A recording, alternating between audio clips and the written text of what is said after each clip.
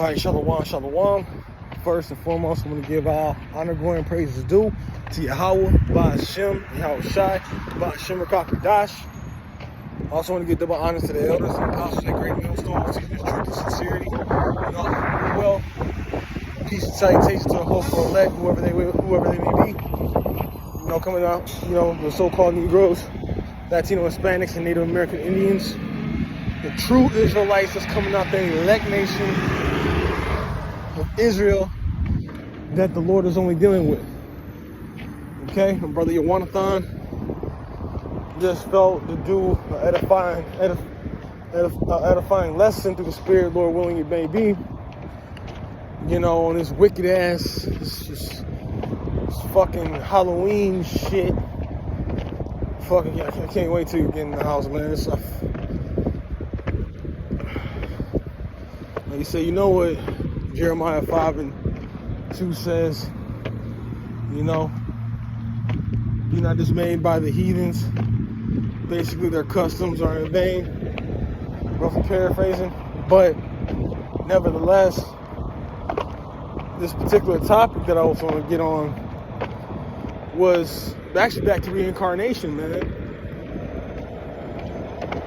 Because once you can accept that reincarnation is biblical, it'll make more sense of the Bible.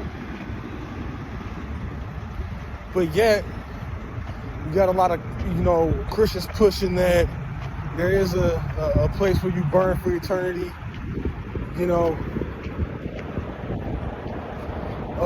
heaven where you can't,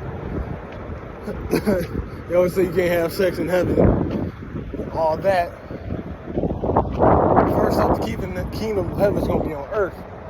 Even though we will be able to go to different galaxies and planets, the scriptures say the Lord prepared for you many mansions, roughly paraphrasing. But nevertheless, to get back on topic, it makes more sense. I mean, when you read, I gotta bring back Elijah the prophet again. So, and you gotta understand the word, so the Lord does not go out void. Now the Israelites are waking up. Now the truth is being spread. That new song, Revelation the 14th chapter, that only the 144,000 can understand and perceive. And you see that. And when I was talking about Elijah the prophet again, who was that? In our current times, High Priest Abba Bibbins. You're gonna come back. The first thing that when I was learning about reincarnation was these two particular scriptures. Matthew 1:1, when it gives you the lineage of where Yahweh Shai came from. Tells you out of the generations of Abraham and the generation of David. Now, in this truth, who his who he came as when he was on the scene. He was the first Adam. All right. Then he was Isaac, and then he was King Solomon. So when I was telling you Matthew 1:1, who was the father? Who was the father of Isaac? Abraham. Who was the father of Solomon? David. All right. So he came back as those men. All right. So he was on the scene, and I think that's another one where it says, "I come from the line of David," and I think that's Revelations 22:16. Correct me if I'm wrong, but it makes more. While I was getting to the point, it makes more sense, because it'll be really fucked up. Let's just put it like this, because right now this is hell, and when you get into that word, it's basically a condition. We're getting tested right now, and it'll be unfair. Say like there was heaven and hell in a Christianity eye point of view. and you come out crippled already.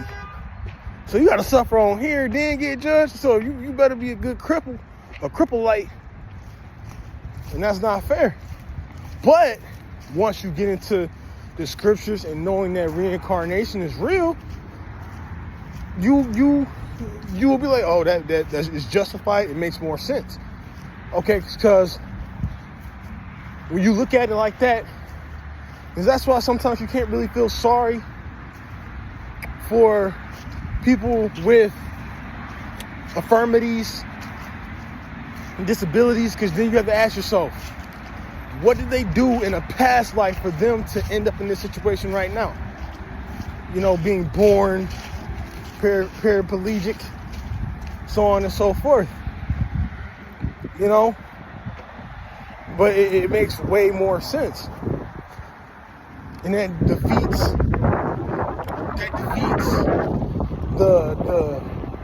the Bible scoffers. Oh, if Jesus Christ was so perfect, then why did he have to die?